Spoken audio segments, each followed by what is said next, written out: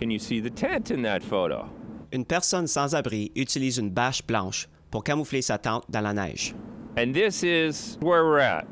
People are learning to hide better because we don't provide adequate resources for them. Alors que les températures descendent en dessous de zéro, de nombreux Montréalais sans-abri ont été contraints d'utiliser de nouvelles méthodes pour rester au chaud. It'd be minus 20 and they'll be staying there for the night. Certains ont utilisé les salles d'urgence pour se réfugier, d'autres ont utilisé des approches plus créatives. So if the question is, where do Indigenous women sleep in Montreal? Well, one's sleeping right there. Chaque hiver à Montréal, les gens sans-abri sont obligés de recourir à différents types d'abris. It's been a couple days since someone's been in here, but in the last month, someone has stayed under these stairs. David Chapman est directeur général du Centre de jour Résilience Montréal. En 2022, il a abordé la question avec OPTN. The same theme just continues, all the way through this alley. And it's year after year, it's the same thing. Mais se réfugier hors des abris peut être fatal et les décès des Autochtones sans-abri persistent. Chapman déclare que 2 femmes autochtones qui étaient sans-abri de façon intermittente sont décédées la semaine dernière. La mort des femmes autochtones sans-abri n'est pas un phénomène nouveau. April Blue Boy finally went home to her home community, but it didn't work out, so she came down here and died of an overdose. L'été dernier, Résilience Montréal a organisé une commémoration pour les personnes décédées. Cet hiver, il voulait organiser une autre commémoration.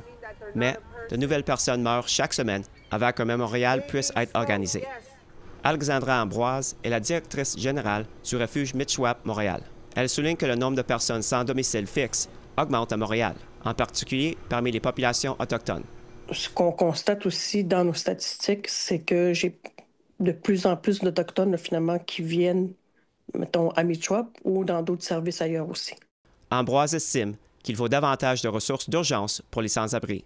Quand on est à pleine capacité, on essaie de trouver, mettons, une autre place pour, mettons, on a 5, mettons, qui viennent, mais on est déjà plein. Et c'est de faire quand on fait des appels, on se rend compte que c'est plein partout. Fait que ça serait peut-être important d'essayer d'ouvrir peut-être d'autres choses ailleurs. Bien que la demande de refuge soit importante, d'autres affirment que Montréal a besoin de plus d'investissement dans les services de transition.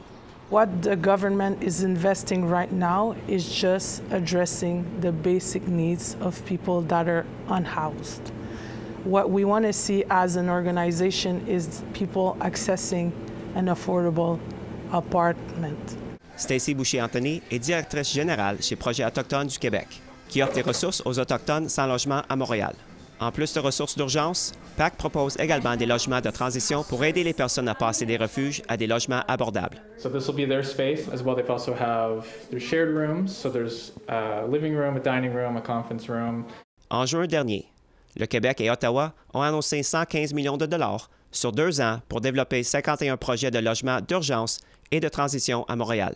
Even with the 150 millions, it's not addressing the needs of all people on the street right now. Dans le même temps, le gouvernement du Québec a coupé 1,2 million de dollars dans le financement du PAC l'année dernière, indique Boucher-Anthony.